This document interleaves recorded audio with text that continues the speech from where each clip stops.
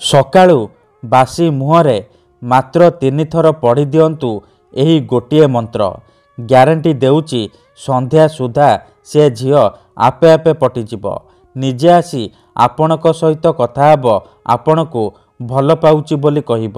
ଆପଣଙ୍କ ପ୍ରେମରେ ଏମିତି ଦିବାନୀ ହେଇଯିବ କି ଆପଣଙ୍କୁ ନ ଦେଖି ଗୋଟେ ମୁହୂର୍ତ୍ତ ବି ରହିପାରିବନି। କେବଳ ଆପଣଙ୍କୁ ସକାଳୁ ଉଠିବା ମାତ୍ରେ ବାସି ମୁହଁରେ ମାତ୍ର 3 ଥର ଏହି ମନ୍ତ୍ରକୁ ପଢ଼ିବାର ଅଛି। ତାପରେ ଦେଖିବେ ଚମତ୍କାର। ଗ୍ୟାରେଣ୍ଟି ଦେଉଛି ଯେଉଁ ଝିଅ ପଟୁନଥିଲା ସେ ଝିଅ ଆପେ ଆପେ ପଟିଯିବ। ପାଗଳି ପରି ଆପଣଙ୍କୁ ଭଲ ପାଇବ। ଆଜ୍ଞା ହଁ, ଯଦି ଆପଣ କେଉଁ ଝିଅ ବା ବିବାହିତା ନାରୀକୁ ମନେ ମନେ ଭଲ ପାଉଛନ୍ତି କିନ୍ତୁ ଯେତେ ଚେଷ୍ଟା କଲେ ମଧ୍ୟ ତାକୁ ପଟେଇ ପାରୁନାହାନ୍ତି, ଆଉ ଆପଣ ଚାହୁଁଛନ୍ତି କି ସେ ଝିଅ ବା ବିବାହିତା ନାରୀ ନିଜେ ଆସି ଆପଣଙ୍କୁ ଭଲ ପାଉଛି ବୋଲି କହୁ, ତେବେ ଆଜିର ଏହି ବଶୀକରଣ ଭିଡ଼ିଓଟି ଆପଣଙ୍କର ଇଚ୍ଛାକୁ ପୂରଣ କରିବ। କାହିଁକି ନା ଆଜିର ଏହି ଭିଡ଼ିଓଟିରେ ମୁଁ ଆପଣଙ୍କୁ ଶିଖେଇବି ଏମିତି ଏକ ମହାଶକ୍ତିଶାଳୀ ବଶୀକରଣ ମନ୍ତ୍ର। ଏହି ବଶୀକରଣ ମନ୍ତ୍ରକୁ ଆପଣ ସକାଳୁ ବାସି ମୁହଁରେ ପଢ଼ିବା ମାତ୍ରେ ଗ୍ୟାରେଣ୍ଟି ଦେଉଛି ସେପଟେ ସେ ଝିଅ ବା ବିବାହିତା ନାରୀ ବିଚଳିତ ହୋଇ ଉଠିବ। ଖାଲି ଆପଣଙ୍କ କଥା ଭାବିବ। ଆପଣଙ୍କ ପ୍ରେମରେ ଏମିତି ଦିବାନୀ ହେଇଯିବ କି ଆପଣଙ୍କୁ ନ ଦେଖି ଗୋଟେ ମୁହୂର୍ତ୍ତ ବି ରହିପାରିବନି। ନମସ୍କାର ଫ୍ରେଣ୍ଡସ୍, ଓଡ଼ିଆ ଫଣ୍ଡା ଚ୍ୟାନେଲକୁ ଆପଣମାନଙ୍କୁ ସ୍ୱାଗତ। ଆଜିର ଏହି ବଶୀକରଣ ଦୁନିଆର ସବୁଠାରୁ ପ୍ରଚଣ୍ଡ ମହାଶକ୍ତିଶାଳୀ ବଶୀକରଣ। ଯିଏ ବି ଏହାକୁ କରିଛି 100ରୁ 100% ସଫଳ ହେଇଛି।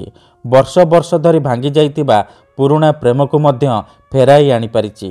ଶାଶୁ, ନଣନ୍ଦ, ଦିଅର, ଭାଉଜ କାହାକୁ ବି ନିଜ ବଶରେ କରି ତାଠାରୁ ନିଜର ମନ ଚାହୁଁଥିବା କାମ ହାସଲ କରିପାରିଛି।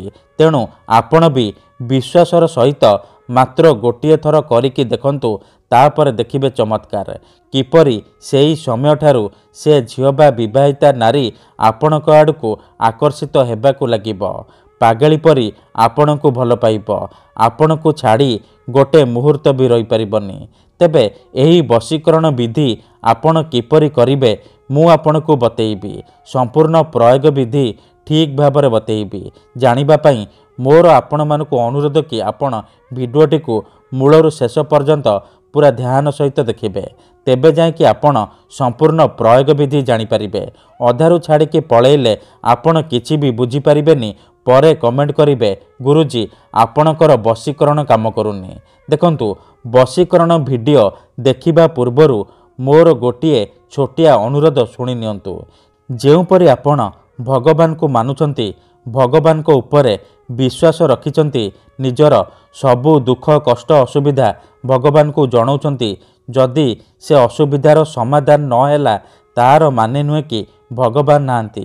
ସେହିପରି ତନ୍ତ୍ର ମନ୍ତ୍ର ହୁଏ, ବଶୀକରଣ କାମ କରେ, କିନ୍ତୁ ଏହାକୁ ଆପଣଙ୍କୁ ସିଦ୍ଧ କରିବାକୁ ପଡ଼ିବ। ପ୍ରୟୋଗ ବିଧି ଠିକ୍ ଭାବରେ କରିବାକୁ ପଡ଼ିବ। ମନ୍ତ୍ର ଠିକ୍ ସେ ପଢ଼ିବାକୁ ପଡ଼ିବ। ତେବେ ଯାଇ ମୁଁ ଆପଣଙ୍କୁ ଗ୍ୟାରେଣ୍ଟି ଦେଉଛି ଆପଣ ଯେଉଁ ଝିଅ ବା ବିବାହିତା ନାରୀକୁ ପଟେଇବାକୁ ଚାହୁଁଛନ୍ତି ତାକୁ 100ରୁ 100% ପଟେଇ ପାରିବେ। ତାକୁ ନିଜ ପ୍ରେମରେ ଦିବାନୀ କରି ତାଠାରୁ ନିଜର ମନ ମୁତାବକ କାମ ହାସଲ କରିପାରିବେ। ତେବେ ବଶୀକରଣ କରିବା ପୂର୍ବରୁ ବଶୀକରଣ ବିଷୟରେ କିଛି ଜାଣି ରଖନ୍ତୁ। ବଶୀକରଣ କ'ଣ ପାଇଁ କରାଯାଏ? ଯେତେବେଳେ ଆପଣ କାହାକୁ ନିଜଠାରୁ ଅଧିକ ଭଲ ପାଉଛନ୍ତି, ତା ବିନା ବଞ୍ଚିପାରିବେନି ଭାବୁଛନ୍ତି, ତା ପଛରେ ଗୋଡ଼େଇ ଗୋଡ଼େଇ ଥକିଗଲେଣି, ହେଲେ ସେ ଝିଅ ବା ନାରୀ ଆପଣଙ୍କୁ ଭାව ଦେଉନି, ଆପଣଙ୍କୁ ଅଣଦେଖା କରୁଛି, ସେତେବେଳେ ଆପଣ ବଶୀକରଣ କରିପାରିବେ। ବଶୀକରଣର ମାନେ ହେଉଛି ନିଜର ଭାବନାକୁ ଅନ୍ୟର ଦିମାଗରେ ପହଞ୍ଚାଇବା।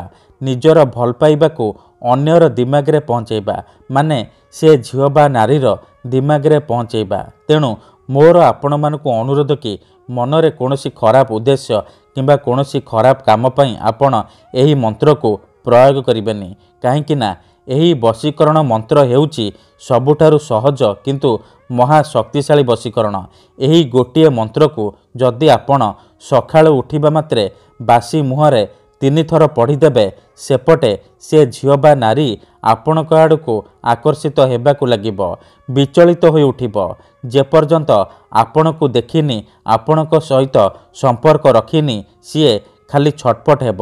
ତେଣୁ ଯଦି ଆପଣ ଏହି ବଶୀକରଣ କରିବାକୁ ଚାହୁଁଛନ୍ତି, ସେ ଝିଅ ବା ବିବାହିତା ନାରୀକୁ ପଟେଇବାକୁ ଚାହୁଁଛନ୍ତି, ତାକୁ ନିଜ ବଶରେ କରି ତାଠାରୁ ନିଜର ମନ ମୁତାବକ କାମ ହାସଲ କରିବାକୁ ଚାହୁଁଛନ୍ତି, ତେଣୁ ମୋର ଆପଣମାନଙ୍କୁ ଅନୁରୋଧ କି ଆପଣ ଭିଡ଼ିଓଟିକୁ ମୂଳରୁ ଶେଷ ପର୍ଯ୍ୟନ୍ତ ପୁରା ଧ୍ୟାନ ସହିତ ଦେଖିବେ।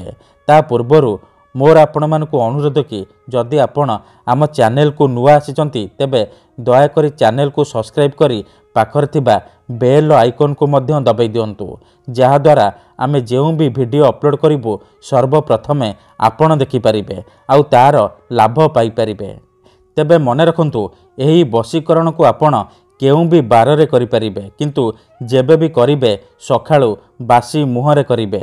ବିନା ହାତ ଗୋଡ଼ ମୁହଁ ଧୋଇ ସକାଳୁ ବାସି ମୁହଁରେ କରିବେ। ପ୍ରଥମେ ଆପଣ କ'ଣ କରିବେ, ଯେତେବେଳେ ରାତିରେ ଶୋଇବା ପାଇଁ ଯିବେ ଗୋଟିଏ ଗ୍ଲାସରେ ଚିନି ପାଣି ଆଣିବେ। ତାପରେ ସେଇ ପାଣି ଗ୍ଲାସକୁ ନିଜ ସାମ୍ନାରେ ରଖିବେ। ତାପରେ 7 ଥର ସେଇ ଝିଅ ବା ନାରୀର ନାମ ଉଚ୍ଚାରଣ କରିବେ, ଯାହାକୁ ଆପଣ ନିଜ ବଶରେ କରିବାକୁ ଚାହୁଁଛନ୍ତି। ପ୍ରଥମେ ଆପଣ ତାକୁ ମନେ ମନେ ଭାବିବେ, ତାର ମୁହଁକୁ ନିଜ ମନରେ ଭାବିବେ। ତାପରେ 7 ଥର ସେଇ ଝିଅ ବା ନାରୀର ନାମ 7 ଥର ଉଚ୍ଚାରଣ କରି ପାଣି ଗ୍ଲାସରେ ମାତ୍ର 3 ଥର ଫୁଙ୍କିଦେବେ। ଏତିକି କରିସାରିବା ପରେ ସେଇ ପାଣି ଗ୍ଲାସକୁ ନିଜର ଖଟ ତଳେ ରଖିକି ଆପଣ ଶୋଇପଡ଼ିବେ। ଯଦି ଆପଣ ଖଟରେ ଶୋଉନାହାନ୍ତି, ତଳେ ଶୋଉଛନ୍ତି, ତେବେ ଆପଣ ସେଇ ପାଣି ଗ୍ଲାସକୁ ନିଜର ମୁଣ୍ଡ ପାଖରେ ରଖିକି ଶୋଇପଡ଼ିବେ। ସକାଳୁ ଉଠିବା ମାତ୍ରେ ବାସି ମୁହଁରେ, ବିନା ହାତ ଗୋଡ଼ ମୁହଁ ଧୋଇ ବାସି ମୁହଁରେ ଆପଣ ଆଖି ବନ୍ଦ କରି ସେ ଝିଅ ବା ବିବାହିତା ନାରୀକୁ ମନେ ମନେ ଭାବିବେ, ତାର ମୁହଁକୁ ନିଜ ମନରେ ଭାବିବେ। ତାପରେ ଏହି ମନ୍ତ୍ରକୁ ମାତ୍ର 3 ଥର ପଢ଼ିବେ। ତାପରେ 3 ଢୋକ ପାଣି ଆପଣ ପିଇଦେବେ। ଦେଖନ୍ତୁ, ମନେକର ଆପଣ ଯେଉଁ ଝିଅ ବା ନାରୀକୁ ବଶୀକରଣ କରିବାକୁ ଚାହୁଁଛନ୍ତି ତାର ନାମ ହେଉଛି ସବିତା, ତେବେ ଆପଣ ମନ୍ତ୍ରଟି ଏହିପରି ପଢ଼ିବେ, ସବିତା ତୀବ୍ର ବଶୀଭୂତଂ। ଥରେ ଆପଣ କହିବେ ସବିତା ତୀବ୍ର ବଶୀଭୂତଂ, ଗୋଟିଏ ଢୋକ ପାଣି ପିଇବେ। ଆଉ ଥରେ କହିବେ ସବିତା ତୀବ୍ର ବଶୀଭୂତଂ, ଆଉ ଗୋଟିଏ ଢୋକ ପାଣି ପିଇଦେବେ। ଏହିପରି ଆପଣ 3 ଥର କହିବେ ଆଉ 3 ଢୋକ ପାଣି ପିଇଦେବେ। ଏହିପରି ଆପଣ ଲଗାତାର 3 ଦିନ ପର୍ଯ୍ୟନ୍ତ ସକାଳୁ ଉଠିବା ମାତ୍ରେ ବାସି ମୁହଁରେ କରିବେ। କିନ୍ତୁ ମନେ ରଖନ୍ତୁ, ଏହି ବିଧିକୁ ଆପଣ ଅଧାରୁ ଛାଡ଼ିବେନି। ଲଗାତାର 3 ଦିନ ପର୍ଯ୍ୟନ୍ତ ସକାଳୁ ଉଠିବା ମାତ୍ରେ ବାସି ମୁହଁରେ କରିବେ। ଏହିପରି କରିବେ। ତାପରେ ଦେଖିବେ ଯେଉଁ ଝିଅ ପଟୁନଥିଲା, କିପରି ସେ ଝିଅ ଆପେ ଆପେ ପଟିଯିବ, ପାଗଳି ପରି ଆପଣଙ୍କୁ ଭଲ ପାଇବ। ଧନ୍ୟବାଦ।